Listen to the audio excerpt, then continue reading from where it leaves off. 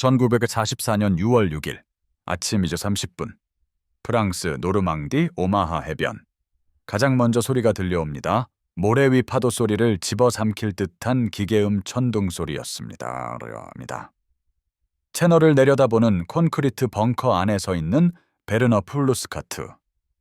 소령의 손에 든 싼간경은 떨리고 있었습니다.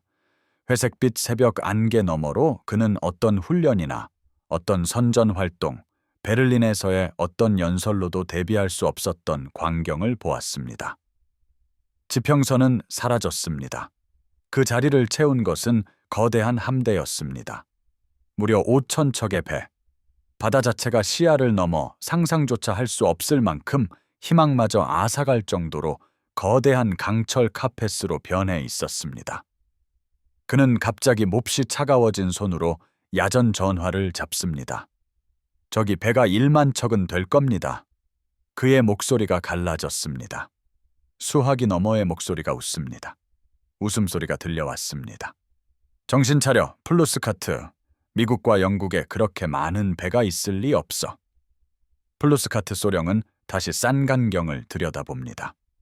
첫 번째 상륙정들이 이미 다가오고 있었고 숨이 턱 막히게 할 만큼 엄청난 수의 병력과 장비들을 쏟아내고 있었습니다.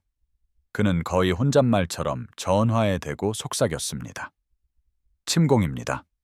하지만 그가 말하지 않는 것, 아직 명확히 표현할 수 없는 것은 물속의 얼음 결정처럼 그의 마음속에 서서히 형성되고 있는 또 다른 깨달음이었습니다. 이것은 단순한 침공이 아니었습니다. 이것은 독일이 싸우고 있다고 생각했던 전쟁이 이미 패배했다는 것을 보여주는 너무나 압도적이고 너무나 이해할 수 없을 정도로 광대한 산업 역량의 가시적인 발현이었습니다. 그들은 아직 그 사실을 몰랐을 뿐이었습니다.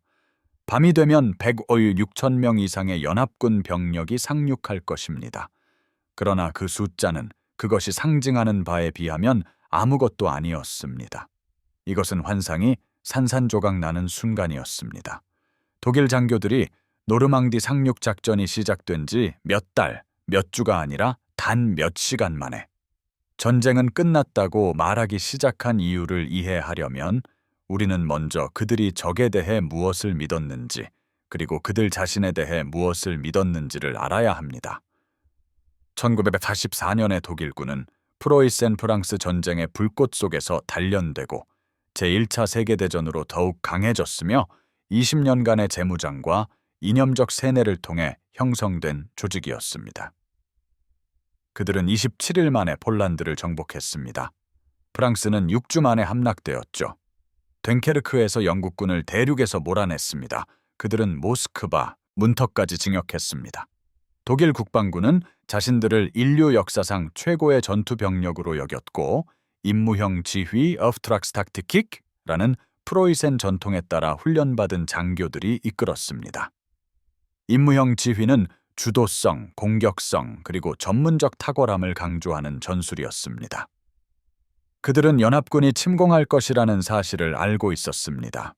문제는 언제, 어디서 침공할 것인가였지, 침공 여부가 아니었습니다. 칼레는 채널을 건너는 가장 짧은 경로였으므로 당연한 선택지처럼 보였습니다. 노르망디 또한 논의되었고 대비되었으며 요새화되었습니다. 에르빈 롬멜 원수 자신도 수개월 동안 대서양 방벽을 강화하고 수백만 개의 지뢰를 매설하고 해변 장애물을 설치하며 포병대를 배치했습니다. 그는 부하들에게 침공을 해변에서 처음 24시간 이내에 막아야 한다고 말했습니다. 그렇지 않으면 아예 막지 못할 것이라고요.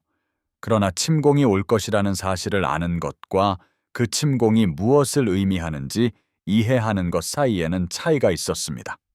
독일 최고사령부는 연합군의 산업 역량을 추상적인 용어로 이해하고 있었습니다. 그들은 정보 보고서를 가지고 있었습니다. 미국의 철강 생산량, 디트로이트와 피츠버그의 공장들, 24시간 가동되는 조선소에 대해 알고 있었습니다. 감우뒷시합니다. 하지만 정보 보고서는 종이 위의 숫자일 뿐입니다.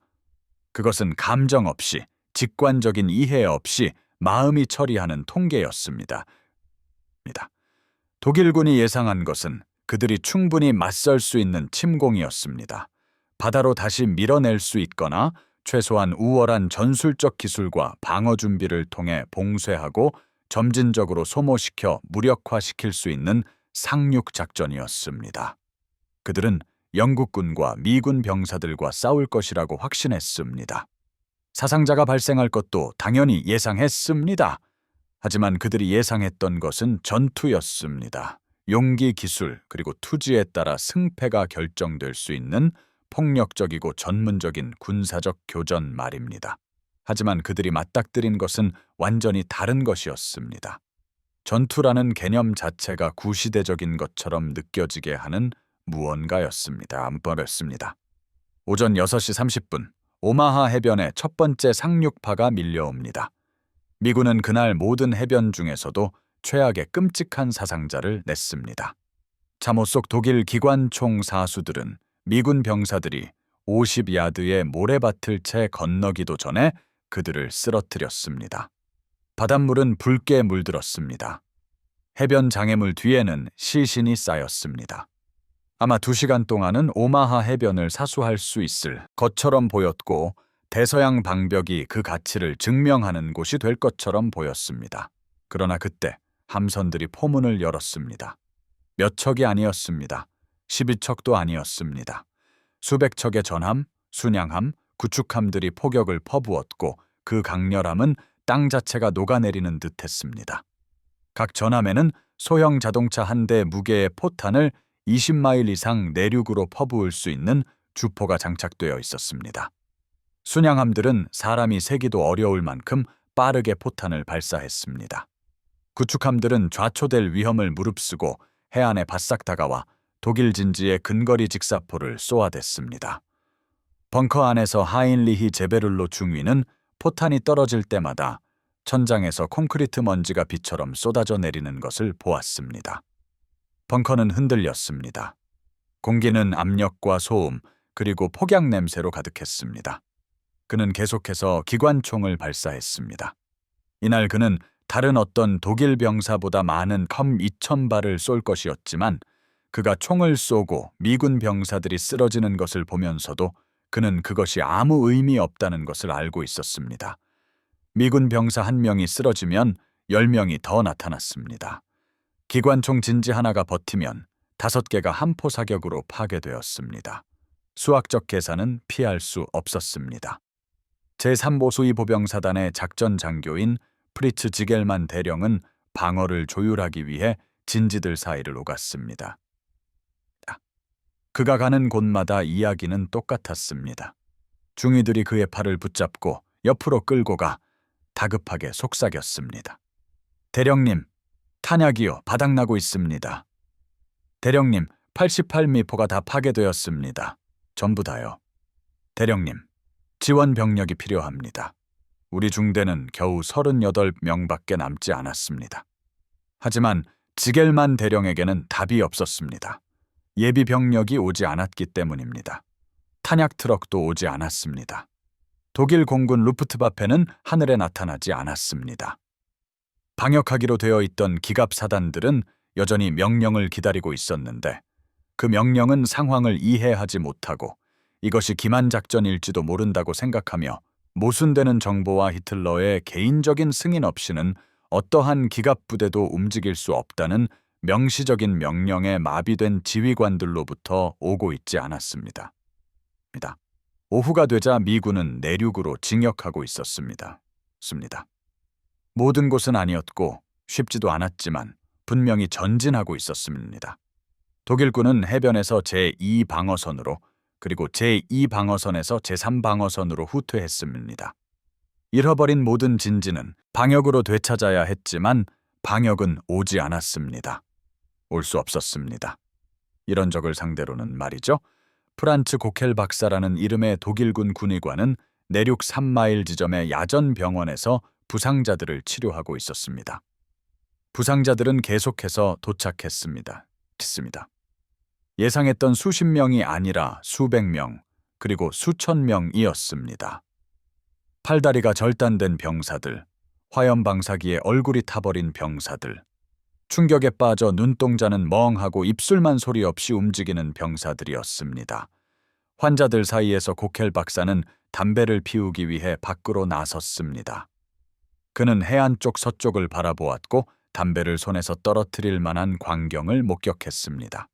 하늘은 비행기로 검게 뒤덮여 있었습니다. 폭격기 편대가 아니었습니다.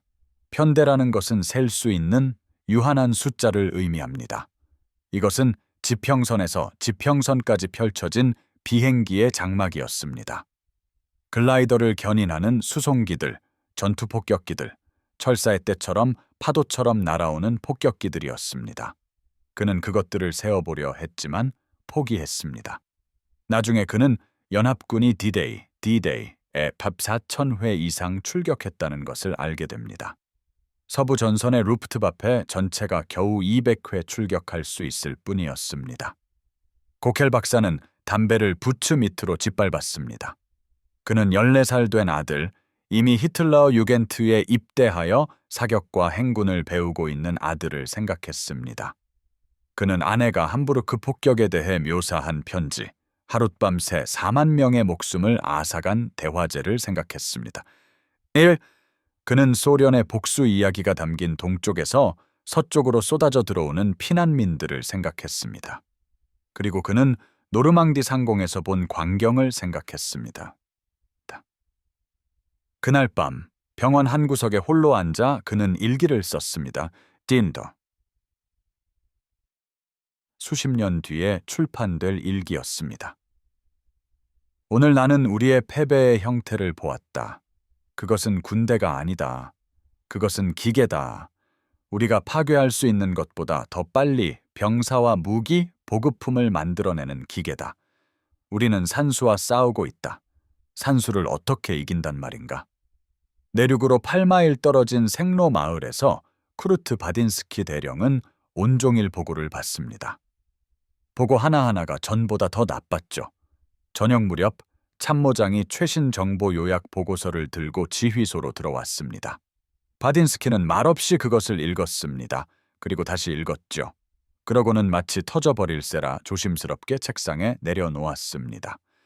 이 요약 보고서에는 연합군이 D-Day에 상륙시킨 전력에 대한 상세한 내용이 담겨 있었습니다.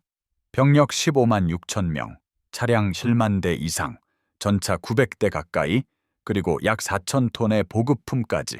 이건 단지 첫째 날의 집계였습니다. 정보참모부는 연합군의 보급 역량이 매일 이와 비슷한 규모의 병력과 물자를 상륙시킬 수 있을 것으로 추정했습니다. 매일매일요. 몇 주 동안. 필요하다면 몇 달이라도요.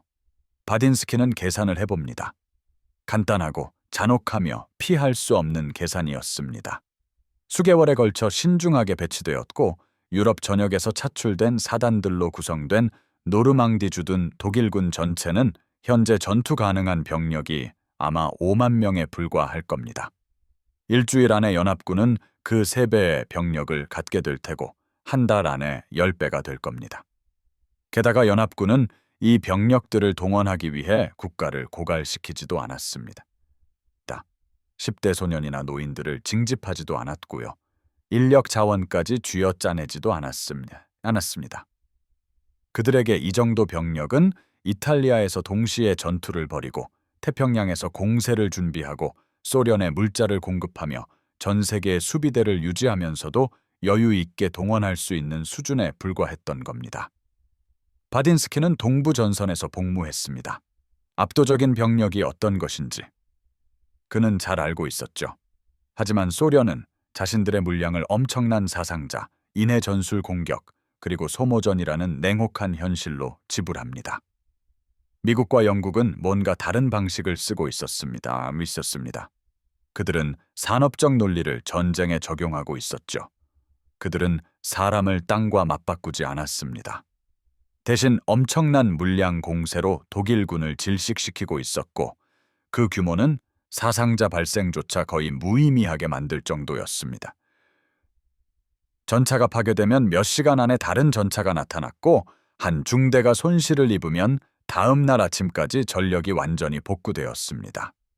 요새화된 진지는 해군 포격이나 공습으로 그저 흔적도 없이 사라져 버렸죠.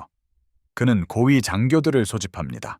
폴란드, 프랑스, 러시아, 북아프리카에서 싸웠던 소령들과 대령들, 전문적인 군인들, 강인한 남자들이 지휘소에 모였습니다. 그는 설명할 필요가 없었습니다.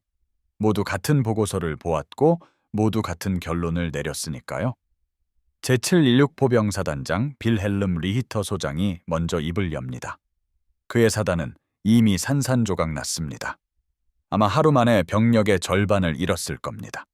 그는 날씨 이야기를 하듯이 조용하고 거의 대화하는 듯한 어조로 말했습니다. 신사 여러분, 우리는 전투에서 지고 있는 것이 아닙니다. 우리는 독일군의 종말을 목격하고 있습니다. 우리가 직면한 것은 우리가 이해하는 어떤 의미의 군사력도 아닙니다.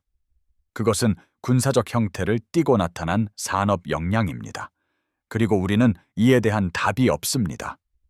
아무도 그에게 반박하지 않았습니다. 무슨 의미가 있겠어요? 막 해안에서 도착한 지겔만 대령이 자신의 의견을 덧붙입니다. 저는 러시아군과 싸워봤습니다. 그때 저는 산업전쟁이 무엇인지 이해했다고 생각했죠. 하지만 러시아군은 무언가가 부서질 때까지 병력과 강철을 퍼붓습니다. 미국과 영국군은 그들은 그저 우리를 제거할 뿐입니다. 체계적으로, 냉정하게. 그들이 우리를 뚫고 지나갈 수 없다면 우리를 우회할 겁니다. 오늘 우리를 파괴할 수 없다면 내일이나 모레 파괴할 겁니다. 하지만 그들은 우리를 파괴할 겁니다. 파괴될지 아닐지의 문제가 아닙니다. 언제 파괴될지의 문제일 뿐이죠. 바딘스키는 천천히 고개를 끄덕입니다. 그는 침공군을 바다로 몰아내야 하고 노르망디가 서부 전선에서 전쟁을 승리로 이끌 장소라고 여전히 주장하는 베를린의 명령들을 생각했습니다.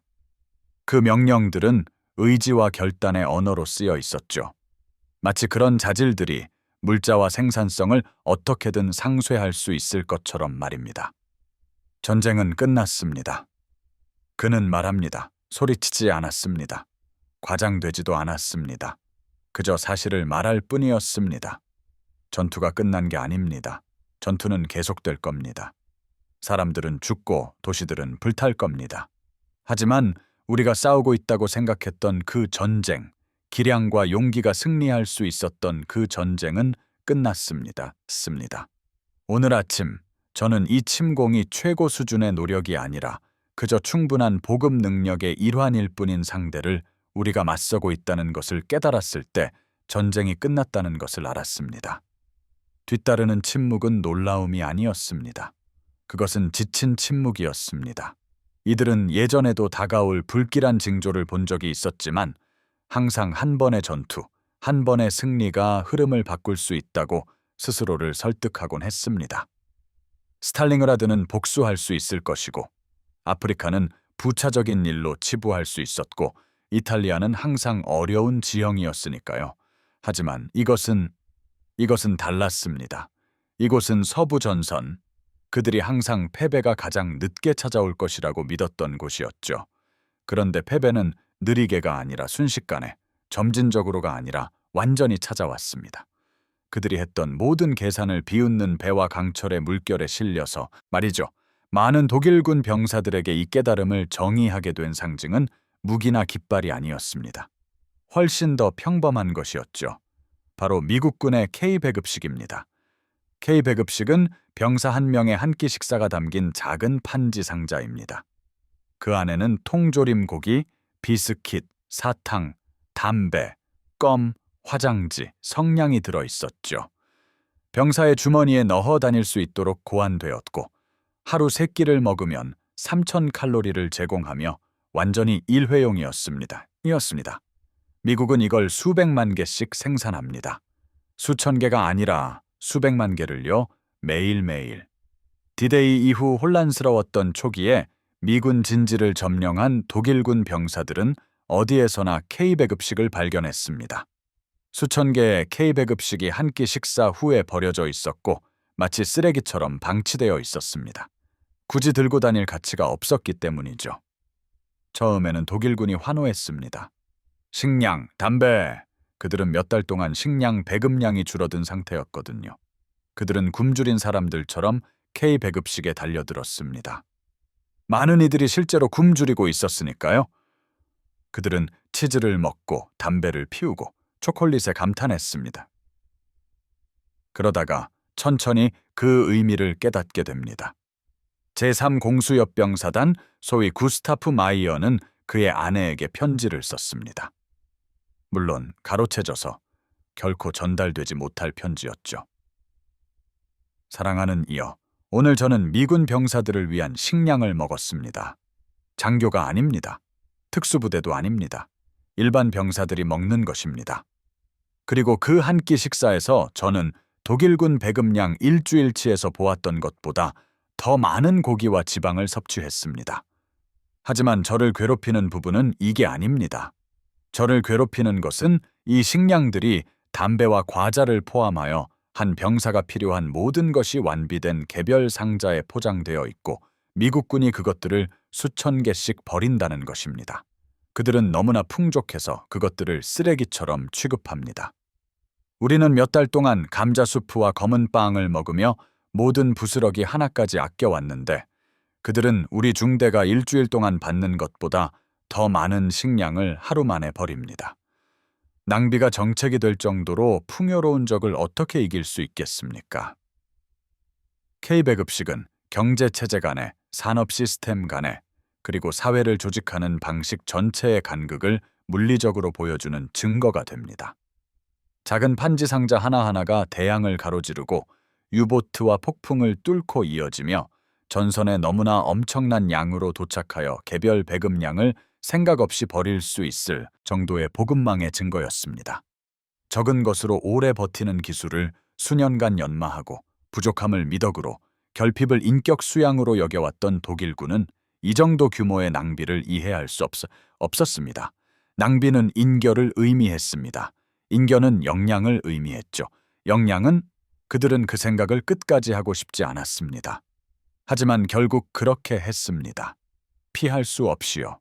6월 중순이 되자 독일군 진지에서는 미군 물자가 너무나도 풍부하게 발견되어 이것 자체가 심리전의 한 형태가 되었다라는 보고가 일상적으로 들어왔습니다.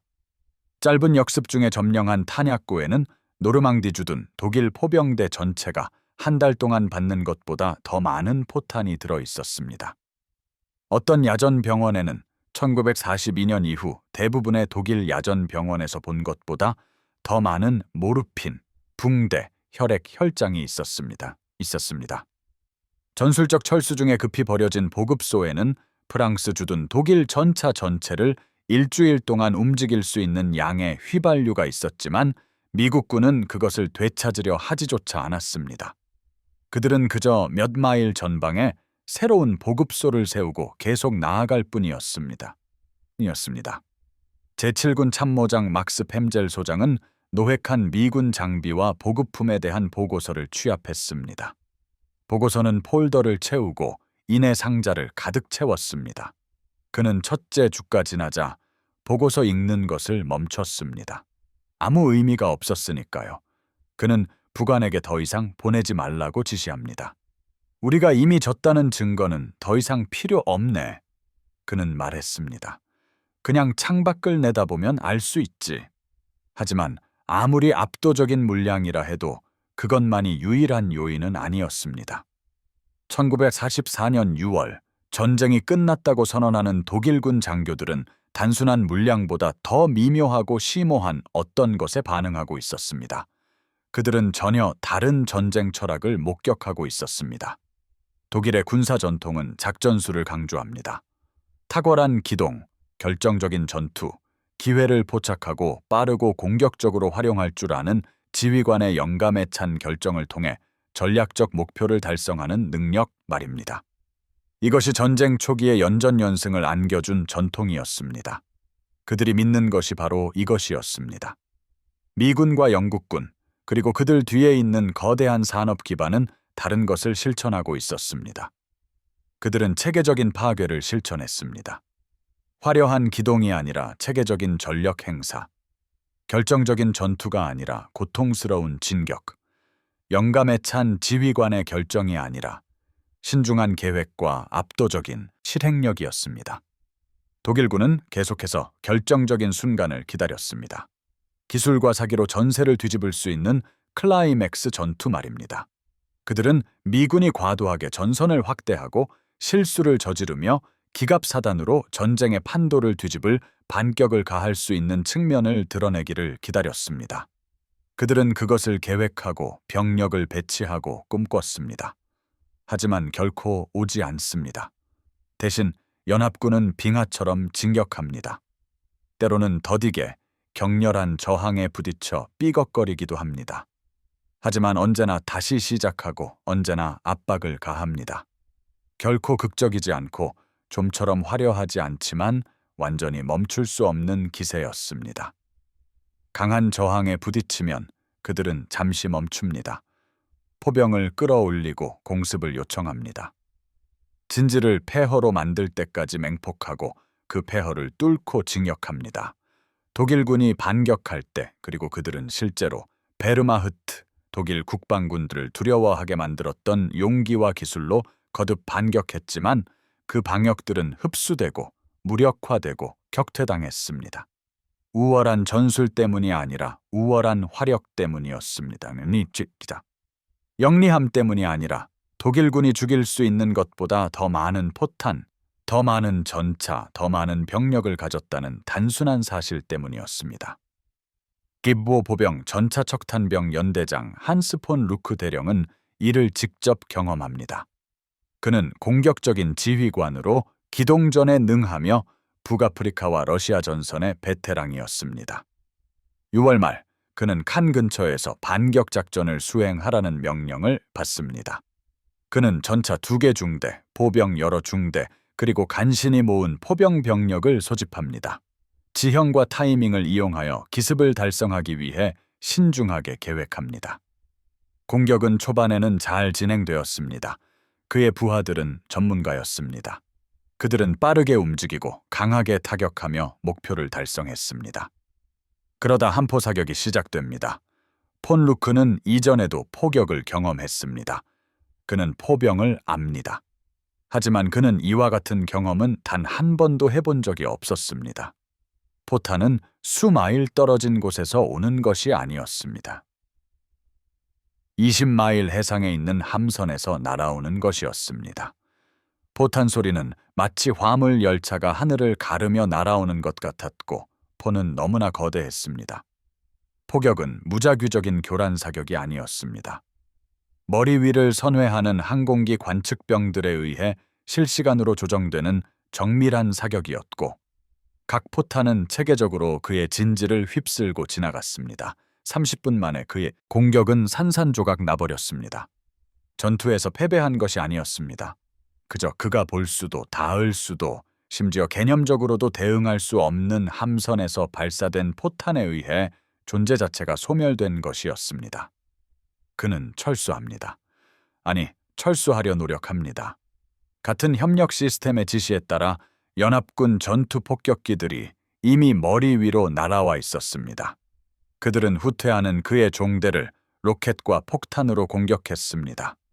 그가 마침내 출발 지점 남아있는 잔해나마에 도달했을 때 그는 전차 절반과 보병 3분의 1을 잃은 상태였습니다. 공격은 아무것도 달성하지 못했습니다. 아무것도 얻지 못했을 뿐만 아니라 적들에게 그의 위치가 어디인지 정확히 알려주면서 대체할 수 없는 병력을 소모했습니다. 그날 밤 폰 루크는 그의 지휘본부로 사용되던 한 농가의 지하실에 앉아 있었습니다. 그는 노획한 프랑스 와인을 마시고 있었습니다. 마실 것도 할 일도 없었기 때문입니다. 하르트만 대위라는 한 중대장이 그의 맞은편에 앉아 있었습니다. 하르트만은 23살이었지만 지난 3주 사이에 10년은 늙어 보였습니다. 대령님, 하르트만이 말했습니다. 저희가 뭘 하고 있는 겁니까? 폰 루크는 그를 바라봤습니다. 명령을 따르고 싸우는 거지? 네, 알겠습니다. 하지만 저희가 뭘 달성하고 있는 겁니까? 우리가 하는 모든 공격은 파괴됩니다. 우리가 지키는 모든 진지는 우회되거나 소멸됩니다. 우리는 낮에는 움직일 수 없습니다. 병력을 집중하면 발각되어 폭격당합니다. 보급품도 받을 수 없습니다. 부상자를 후송할 수도 없습니다. 우리는 전쟁을 하고 있는 것이 아닙니다. 우리는 천천히 죽어가고 있습니다. 폰 루크는 반박하고 싶었습니다. 의무와 명예, 그리고 마지막 한 명까지 싸워야 한다는 연설을 하고 싶었습니다. 하지만 그는 너무 지쳐 있었고 너무 솔직했습니다. 하르트만 대위, 자네 말이 맞아. 우린 천천히 죽어가고 있지. 아니면 빨리 죽거나. 난 천천히 죽는 쪽이 좋군. 그 냉소적인 말은 둘 다를 놀라게 했습니다. 하지만 그것은 사실 냉소가 아니었습니다. 그것은 명료함이었습니다. 16인치 함포 사격에 맞아 환상이 산산조각 난 후에 찾아오는 그런 명료함 말입니다. 전쟁이 끝난 수십 년 후 출판된 폰 루크의 회고록에는 이 시기에 대한 한 구절이 담겨 있습니다. 노르망디 이후 우리는 더 이상 승리를 위해 싸우는 것이 아님을 깨달았다. 승리는 불가능했다. 가능성이 없거나 어렵다는 정도가 아니라 절대적으로 불가능했다. 우리는 패배를 늦추기 위해 싸웠다. 베를린에 더 많은 시간을 주기 위해, 비록 무엇을 위한 시간인지는 몰랐지만 말이다. 독일의 명예를 보존하기 위해, 비록 정복 전쟁에서 명예가 무엇을 의미하는지는 자세히 따져보지 않았지만 말이다. 우리의 의무를 다하기 위해 우리는 군인이었고 이념, 희망, 승리에 대한 믿음 등 모든 것이 산업적 산술이라는 단순한 현실에 의해 벗겨진 후에는 의무만이 남았기 때문이다. 이러한 깨달음은 노르망디의 독일군 전역에 바이러스처럼 퍼져나갔습니다. 공식적으로는 아니었습니다. 명령이나 발표를 통해서도 아니었습니다.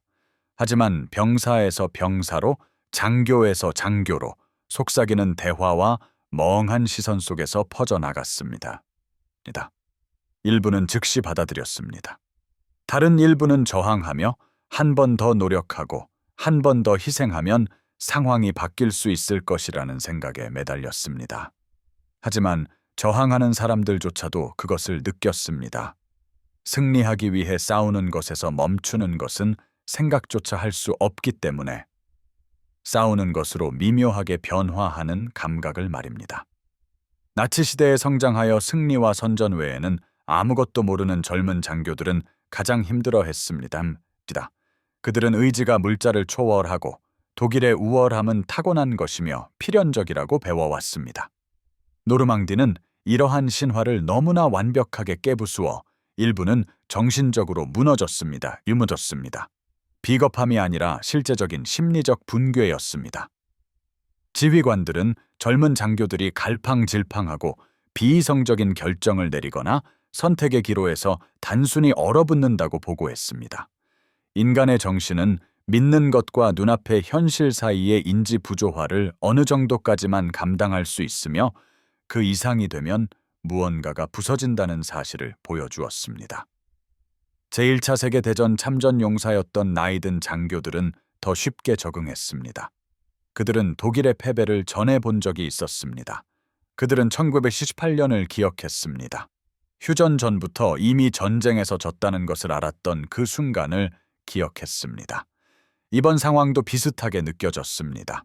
다만 더 빠르고 더 완전했습니다. 1978년 독일은 굶주리고 봉쇄되었으며 군대는 한계점을 넘어섰지만 여전히 군대가 있었습니다. 여전히 싸웠습니다.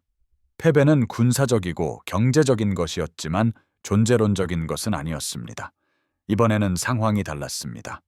이번에는 독일과 적들 사이의 간극이 물량적인 것뿐만 아니라 근본적으로 달랐습니다. 연합군이 더 나은 병사들이었던 것은 아닙니다. 독일 장교들은 죽는 순간까지도 병사 한 명 한 명으로 따지면 베르마흐트가 우월했다고 주장할 것입니다. 하지만 연합군은 개개인의 병사 자질이 거의 무의미해지는 시스템을 만들었습니다. 그들은 전쟁을 공장처럼 돌아가도록 산업화한 것입니다. 자원이 투입되면 죽은 독일군이 쏟아져 나오는 시기였죠. 기갑교도 사단장 프리츠 바이어라인 중장은 7월 중순에 이러한 깨달음의 완전한 무게를 경험합니다. 독일군 최고의 사단 중 하나로 완전한 장비를 갖추고 베테랑으로 채워진 그의 사단은 생로 근처 전선의 일부를 방어하도록 배정되었습니다. 그는 약 15,000 명의 병력과 200대의 전차를 보유하고 있었습니다. 어떤 기준으로 보더라도 강력한 전력이었습니다. 미군이 생로를 원했습니다. 그 뒤에 이어진 것은 어떤 전통적인 의미의 전투도 아니었습니다. 그것은 체계적인 섬멸이었습니다. 이틀 동안 미군들은 포병과 공습으로 바이어 라인의 진지를 맹폭했습니다. 끊임없이 퍼붓지는 않았습니다. 교대로 공격했습니다. 한 포대가 탄약이 떨어지면 다른 포대가 인계했습니다. 한 폭격기 편대가 임무를 마치면 다른 편대가 도착했습니다. 밤낮으로 쉬지 않고. 바이어라인의 병사들은 벙커와 참회에 웅크린 채 움직일 수도 방역할 수도 없었으며 그저 견디기만 할 수 있었습니다. 일부는 스트레스로 미쳐버렸습니다. 일부는 탈영했습니다. 대부분은 단순히 병사로서의 기능을 멈추고 생존을 추구하는 동물처럼 변했습니다. 미군 보병이 마침내 징역했을 때 바이어라인의 사단은 거의 존재하지 않았습니다. 그는 병력의 70%와 거의 모든 전차를 잃었는데 전투 때문이 아니라 폭격 때문이었습니다. 미군들은 산발적인 저항을 받으며 그의 진지를 통과했습니다. 생로가 함락될 무렵 기갑교도 사단은 전투 불능 상태가 되었습니다. 영광스러운 전투에서 패배한 것이 아니었습니다. 화력에 의해 지워진 것이었죠. 바이어라인은 떨리는 손으로 본부에 보고했습니다. 그는 수십 년간 역사에 인용될 문장으로 보고를 마쳤습니다. 제4단은 사실상 전멸했습니다. 공격이나 방역 때문이 아니라 물자 때문입니다. 병사들의 용맹함이 무의미해질 정도로 맹렬한 화력 때문입니다. 미군들은 싸우지 않습니다. 그들은 승리를 생산해낼 뿐입니다. 7월 말이 되자 소식은 노르망디 너머로 퍼져나갔습니다. 다른 전선의 장교들은 프랑스에서 들려오는 보고에 점점 더 큰 불안감을 느꼈습니다. 그들은 이 패턴을 알아차렸습니다. 이탈리아를 짓밟았던 것과 똑같은 산업적 압도감이 이제 프랑스를 짓누르고 있었습니다. 그리고 그 뒤에는 필연적으로 똑같은 힘이 동쪽, 즉 독일 본토를 향할 것이라는 것을요. 일부 장교들은 상상할 수 없는 일, 즉 전쟁을 끝내는 것을 숙고하기 시작했습니다. 항복이 아닙니다. 그 단어는 여전히 금기였고 여전히 위험했습니다. 다만 협상을 통한 평화, 휴전, 그 어떤 것이든 독일이 완전히 짓밟히기 전에 이 거대한 기계를 멈춰 세울 방법을 찾으려 했습니다. 이러한 생각들은 결국 히틀러 암살을 위한 7월 20일 음모로 구체화됩니다. 종말이 다가옴을 직시하고 총통을 제거하면 서방 연합군과의 협상이 가능할 것이라고 희망했던 군 장교들의 필사적인 시도였습니다. 음모는 실패했습니다. 히틀러는 살아남았고 공모자들은 처형당했습니다. 그리고 그들의 죽음과 함께 독일이 전면적인 패배 외에 다른 어떤 방법으로든 전쟁에서 벗어날 수 있는 마지막 가능성도 사라졌습니다. 노르망디에서 전투는 7월 내내 8월까지 이어졌습니다. 독일군은 뛰어난 기술과 결단력으로 싸우며 연합군이 모든 들판과 산울타리마다 대가를 치르게 했습니다. 그러나 그것은 희망 없는 전투였고 지연 외에는 어떤 목적도 없었습니다. 그들은 시간을 벌고 있었지만 그 시간으로 이룰 수 있는 것이 아무것도 없었기에 가치 없는 시간이었습니다. 어떠한 신무기도 도착하지 않을 것이고 어떠한 정치적 해결책도 나오지 않을 것이며 어떠한 기적도 일어나지 않을 것이었습니다. 오직 산업전쟁의 느리고도 잔혹한 산수만이 독일군을 주마다 날마다 깎아내려 아무것도 남지 않게 만들 뿐이었습니다. 미국군과 영국군도 고통받았습니다. 수만 명의 사상자가 발생했습니다. 캔자스의 농장에서 온 젊은이들과 맨체스터의 공장에서 온 젊은이들이 독일군과 마찬가지로 프랑스의 진흙 속에서 죽어갔습니다. 그 대가는 실제였고 희생은 진정했습니다. 하지만 차이점은 연합군의 사상자는 보충된다는 것이었습니다. 새로운 사단이 영국에서 도착하고 새로운 장비가 마치 마법처럼 나타났습니다. 독일군 관점에서는 정말 마법 같았죠. 그들은 이를 가능하게 하는 보급망을 상상조차 할 수 없었습니다. 수천 척의 선박, 수백만 톤의 보급품, 그리고 소총과 포탄, 붕대를 소비되는 것보다 더 빠르게 생산해내는 산업 기반을 상상할 수 없었던 것입니다. 8월 25일 파리가 해방되었습니다. 환호하는 프랑스 시민들과 개선문을 행진하는 미군과 영국군 병사들의 모습이 전 세계로 송출되었습니다. 독일에서는 이 소식이 억압되고 축소되며 변명으로 일축되었습니다. 그러나 프랑스에 있던 독일 병사들은 진실을 알고 있었습니다. 1940년 6주 만에 점령했던 파리는 상실되었고 전선은 붕괴했으며 생강은 건너졌고 독일로 가는 길이 열렸다라는 것을요. 프랑스 동부 어딘가의 야전 병원에서 거켈 박사는 퇴각하는 군대의 부상병들을 치료합니다. 8월인데도 동상에 걸린 병사들, 그들은 참호 속에서 진흙탕에 잠들어 있었고 마른 옷이나 따뜻한 음식을 찾을 수 없었기 때문입니다. 사소해야 할 감염이 의료 보급품 고갈로 생명을 위협하는 수준이 된 병사들, 2달 전보다 체중이 40파운드나 줄어든 병사들, 식량이 부족했기 때문입니다.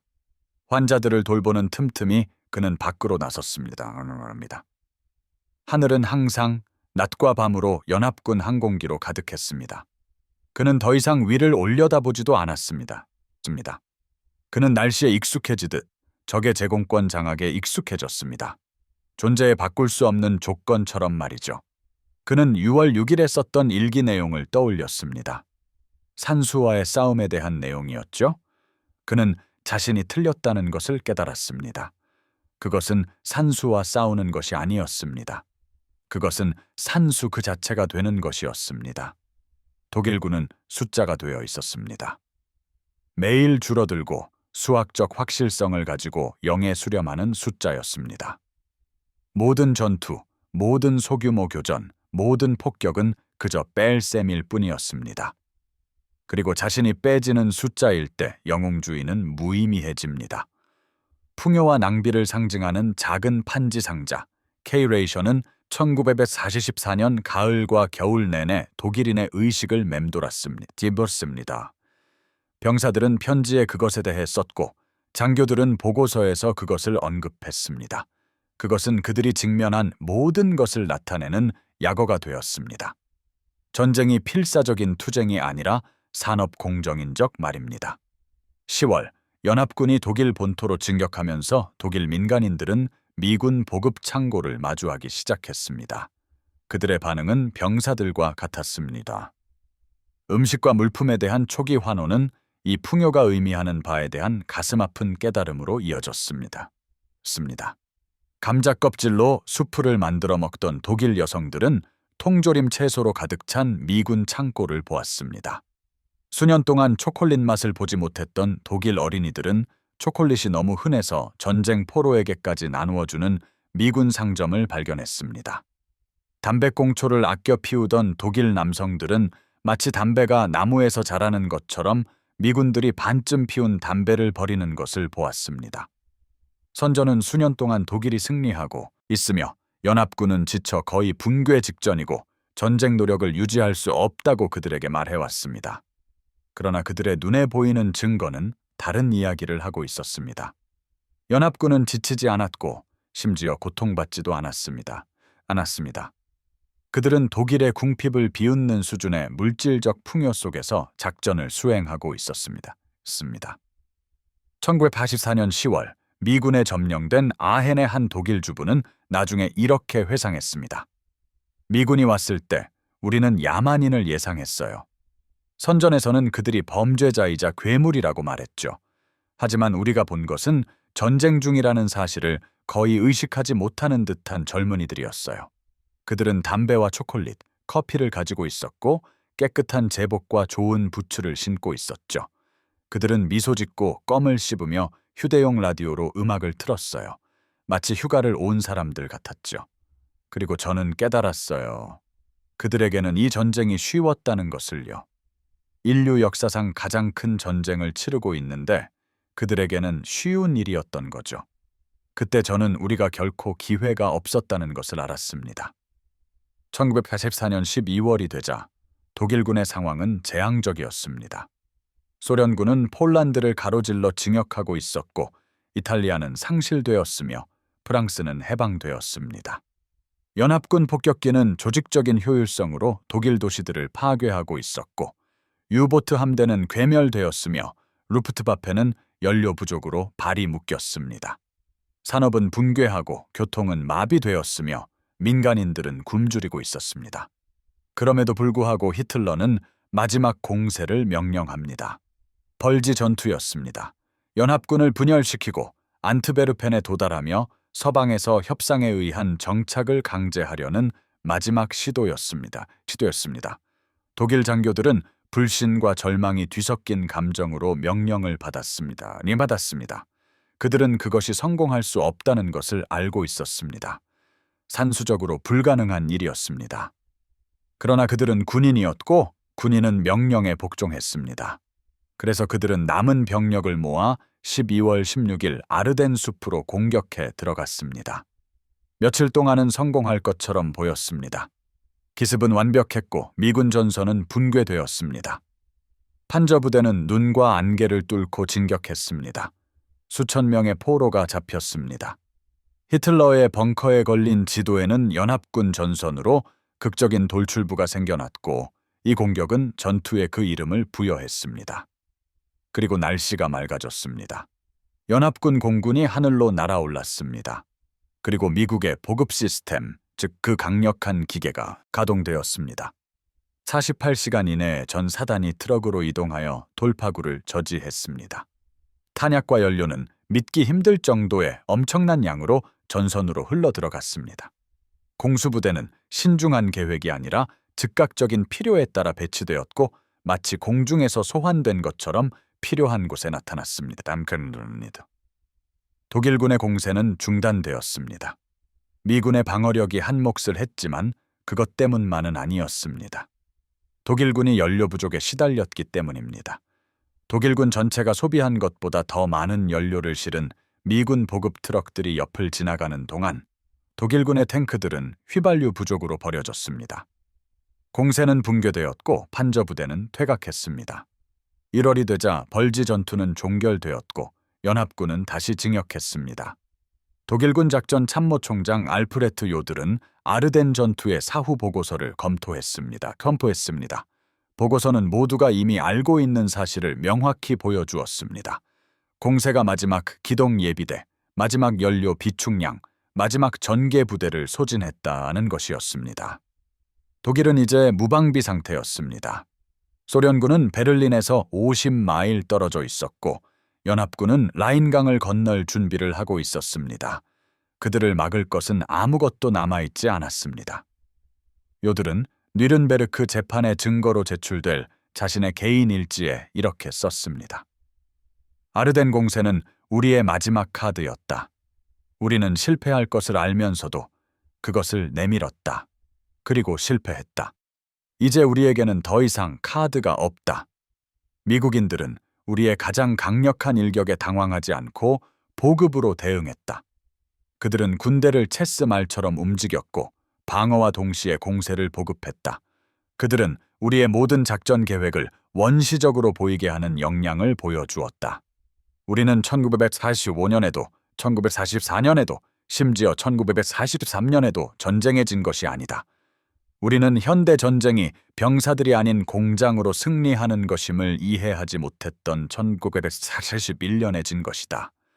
그리고 그들의 공장은 우리의 손이 닿지 않는 곳에 있었고 우리의 이해를 넘어섰으며 패배시킬 어떤 가능성도 없는 곳에 있었다.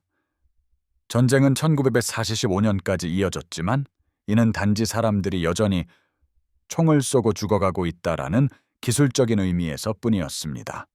결과는 이미 결정되었습니다. 독일은 외곽이 아닌 내부에서 파괴되고 있었습니다. 폭격, 굶주림, 그리고 조직된 사회를 가능하게 하는 모든 것의 체계적인 해체를 통해서 말입니다. 4월, 소련군이 베를린에 진입합니다. 히틀러는 자살합니다. 1000년을 지속될 것이라던 제3제국은 12년 만에 막을 내립니다. 1945년 5월 7일 독일은 무조건 항복합니다. 유럽에서의 전쟁은 끝났습니다. 그 여파로 역사가들과 분석가들은 독일이 어떻게 패배했는지 수십 년 동안 연구할 것입니다. 그들은 1940년 영국을 격파하지 못한 실패, 1941년 러시아 침공, 미국에 대한 선전포고, 전쟁 생산 대신 학살의 자원을 전용한 것과 같은 전략적 오류를 지적할 것입니다. 전술적 실수, 리더십 부족, 정보 판단 착오에 대해서도 논할 것입니다. 그러나 1944년 6월 노르망디 해변에 서 있던 독일 장교들은 더 간단한 진실을 알고 있었습니다. 그들은 산업 강대국 간의 전쟁이 용기나 기술, 의지로 승리하는 것이 아님을 알았습니다. 그것은 강철과 석유, 밀, 즉 생산과 보급이라는 화려하지 않은 산수로 승리하는 것이었습니다.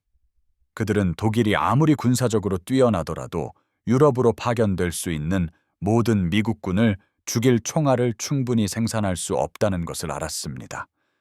디트로이트에서 쏟아져 나오는 끝없는 탱크 흐름에 맞설 충분한 탱크를 만들 수 없다는 것을요. 연합군이 격추된 한 대당 10대의 항공기를 잃어도 여전히 하늘을 지배할 여유가 있을 때 충분한 조종사를 훈련시킬 수 없다는 것도요. 전쟁은 단 한 번의 전투에서 패배한 것이 아니었습니다.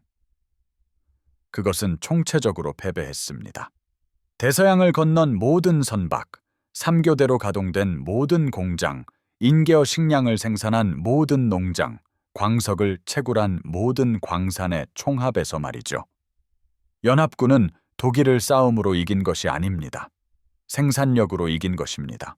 그들은 전쟁을 산업 공정으로 바꾸었고 그 안에서는 더 많은 공장, 더 많은 자원, 더 체계적인 효율성을 가진 쪽이 개별 전투와 상관없이 필연적으로 승리하게 되어 있었습니다. 1944년 6월 6일 저녁, 노르망디 위로 해가 지고 있습니다. 해변은 확보되었고 연합군은 내륙의 진지를 강화하고 있습니다. 독일군 병력은 재정비되고 있었지만 충분한 전력을 갖춘 반격은 결코 찾아오지 않을 것이었습니다.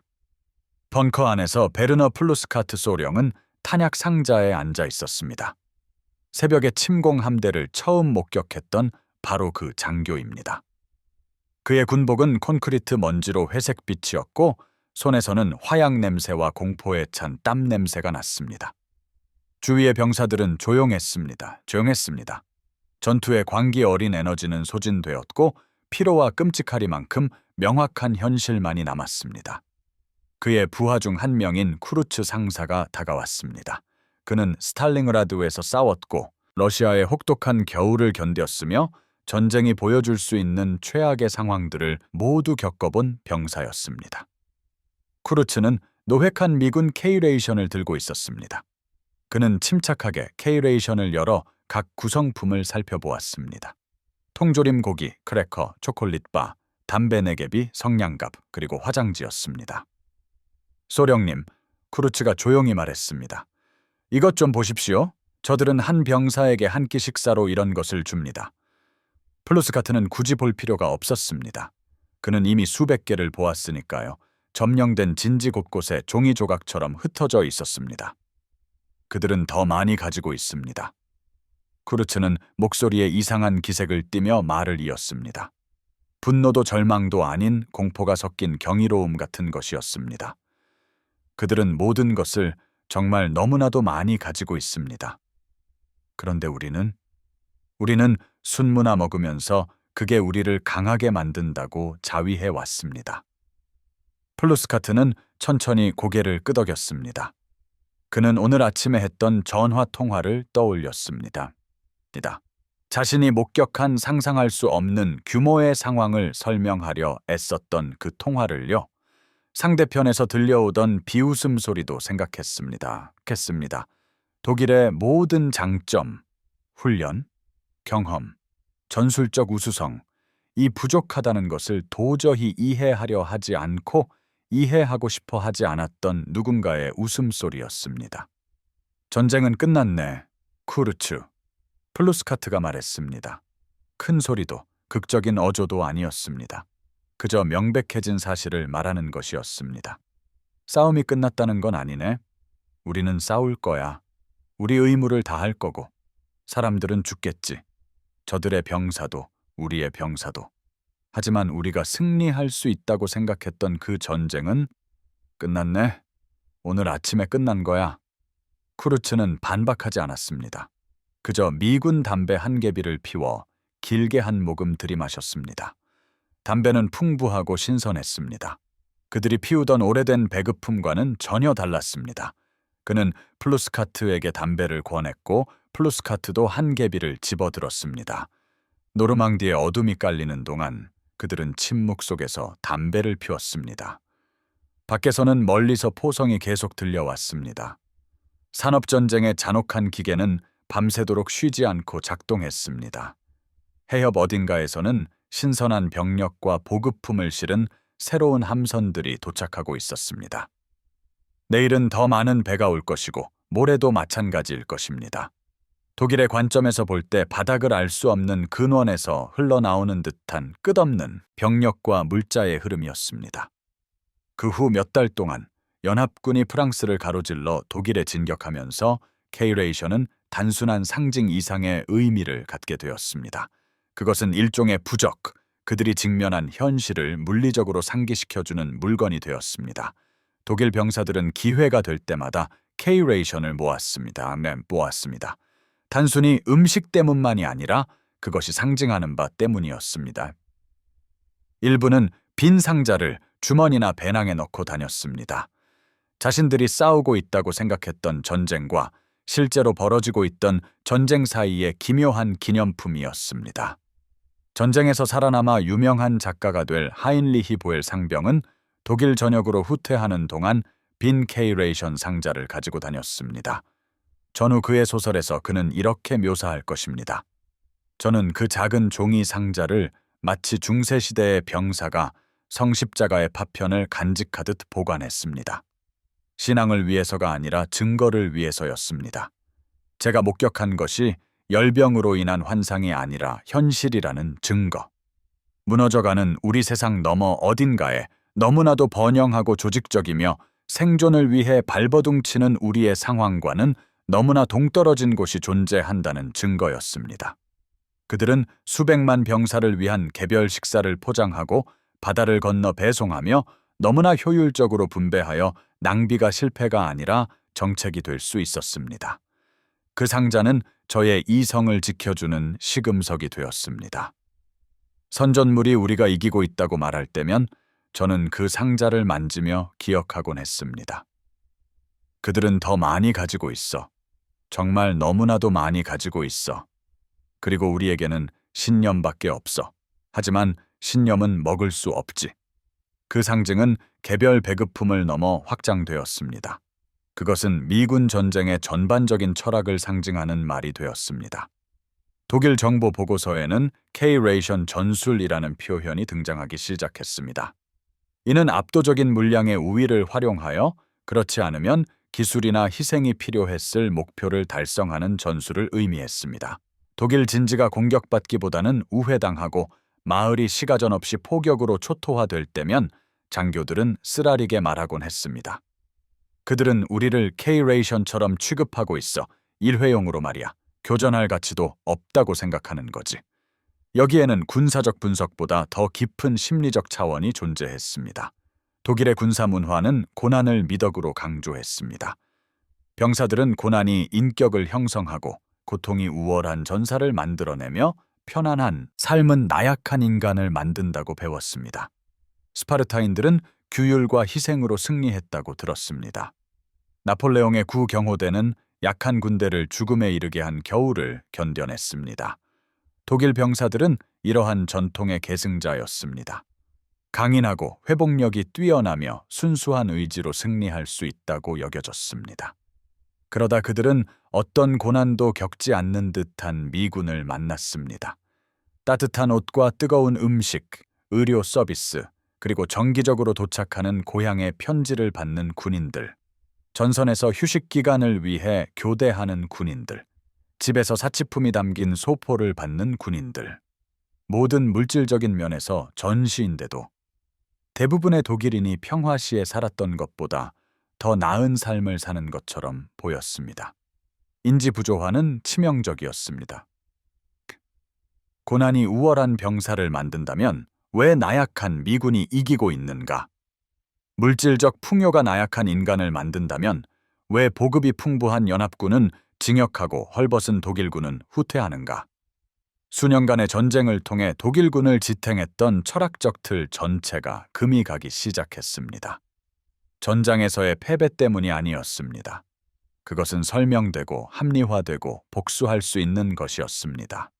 하지만 고통이 곧 힘이라는 근본적인 가정이 거짓으로 드러났기 때문이었습니다. 아니, 더 나쁘게는 결코 필요하지도 미덕도 아니었지만 단지 자신들의 능력 이상으로 싸운 결과였던 궁핍을 정당화하기 위해 사용된 서사로 밝혀졌기 때문이었습니다. 1945년 봄이 되자 독일 병사들은 전례 없는 숫자로 항복했습니다. 대규모의 반란이나 폭동이 아니었습니다.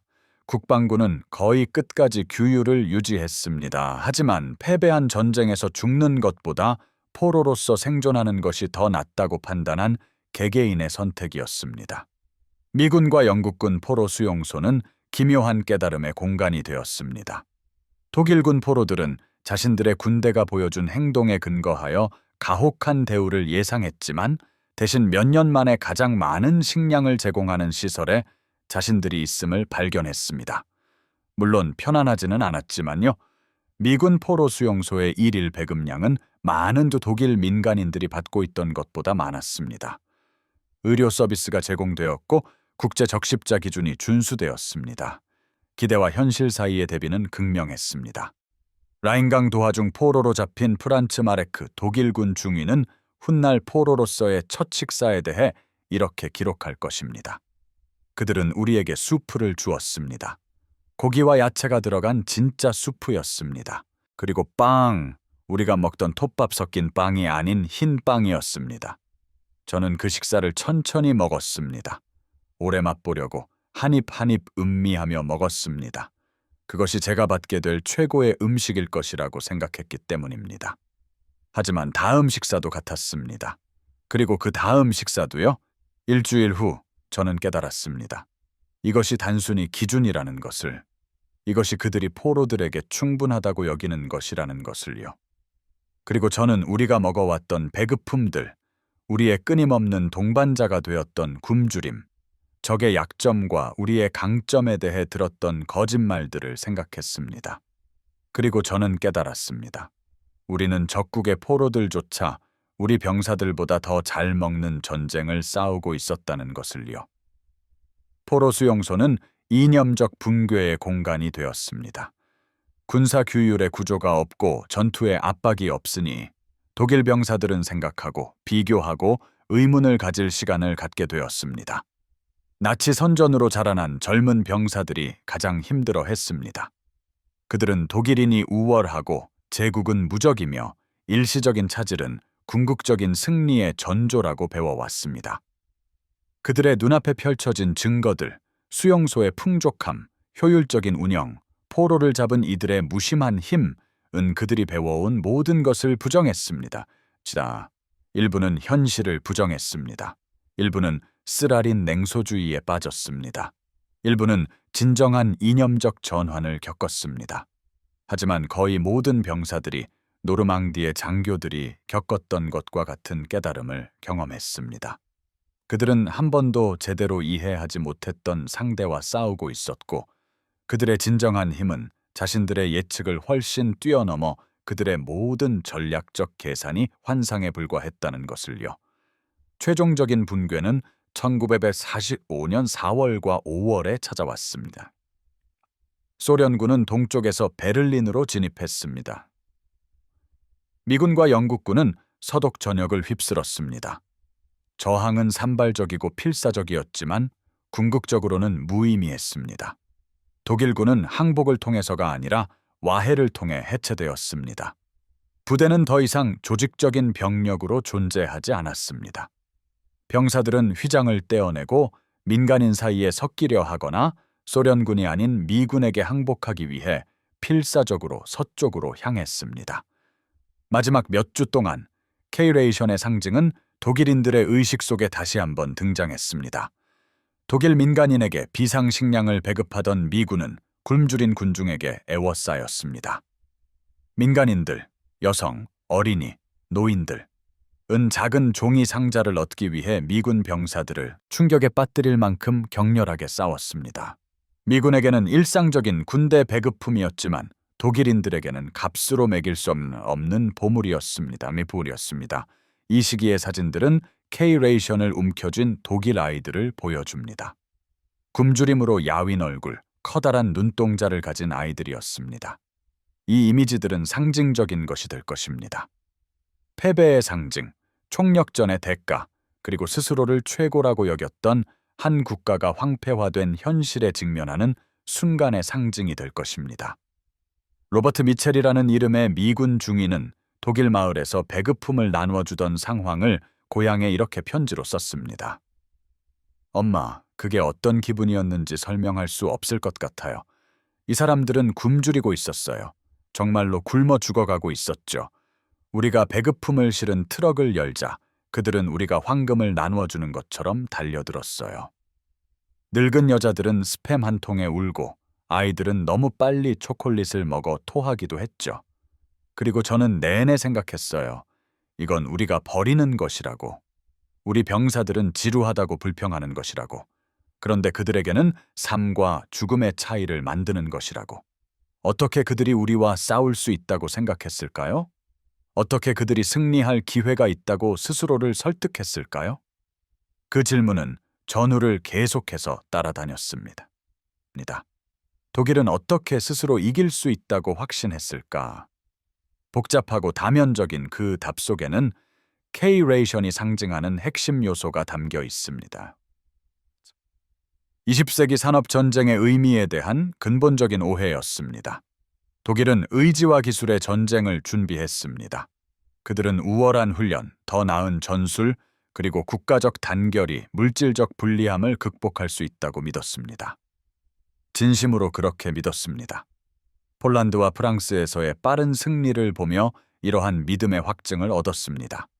그들은 러시아인들이 열등하고 영국인들은 지쳤으며 미국인들은 퇴폐적이라고 스스로를 설득했습니다.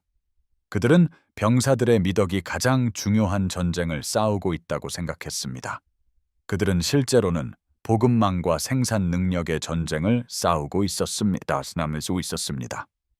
전술적 탁월함과 관계없이 더 많은 함선을 건조하고 더 많은 석유를 정제하며 더 많은 철강을 생산하고 더 많은 병사들을 먹여 살릴 수 있는 쪽이 승리하는 전쟁이었습니다. 병참이 전략이고 산업이 곧 힘인 전쟁이었습니다. 그들은 세계 최고의 군대 중 하나를 가지고 이 전쟁에 뛰어들었습니다. 그리고 세계를 아우르는 산업 시스템을 가진 적들에게 패배했습니다. 1945년 6월 6일 노르망디 상륙 작전으로부터 정확히 1년 후였습니다. 유럽에서의 전쟁은 끝났습니다. 독일은 점령당하고 분단되고 파괴되었습니다. 도시들은 폐허가 되었고 경제는 산산조각 났습니다. 수백만 명이 죽음을 맞이했습니다. 제3제국은 이제 기억 속에만 존재했습니다.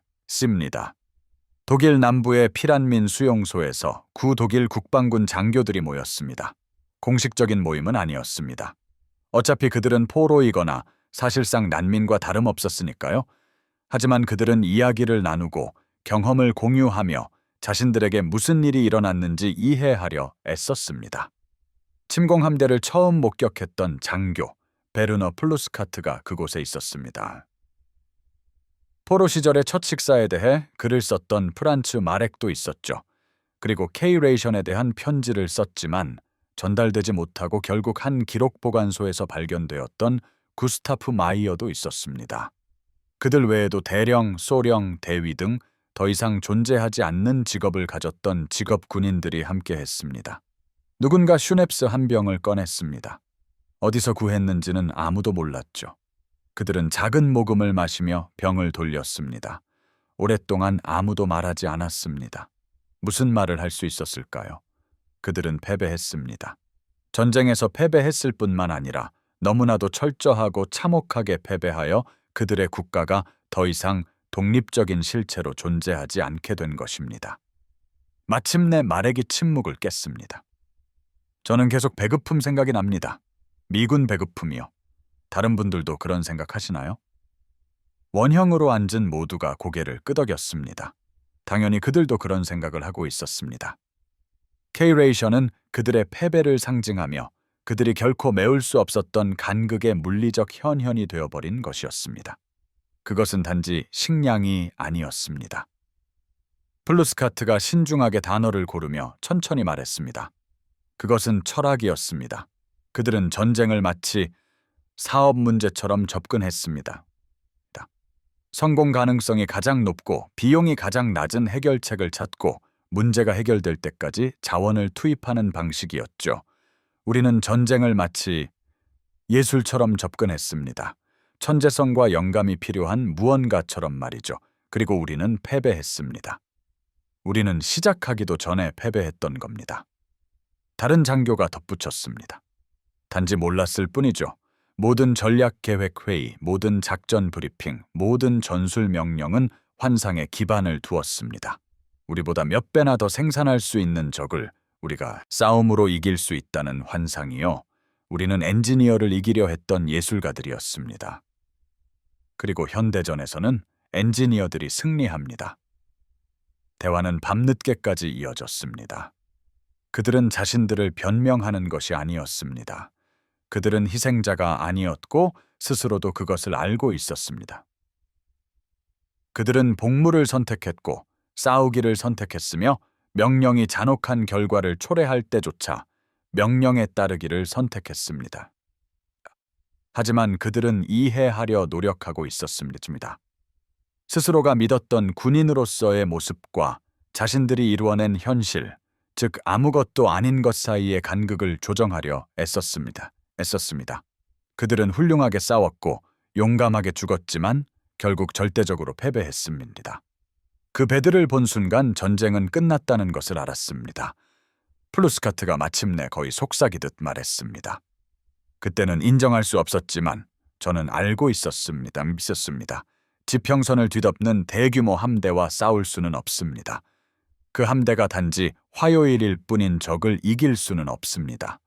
우리는 산수와 싸웠던 겁니다. 그리고 산수는 언제나 이깁니다. 그 작은 판지 상자인 K-레이션은 전쟁이 끝난 훨씬 후에도 기억 속에 오래도록 남아 있습니다. 양측 참전 용사들은 그것을 기억하지만 각기 다르게 기억합니다.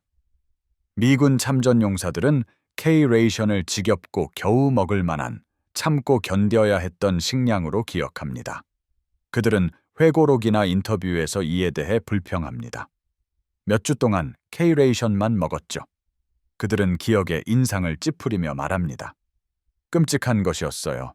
차라리 제대로 된 식사를 하는 게 나았죠. 독일 참전 용사들은 그것을 풍요의 상징으로 기억합니다.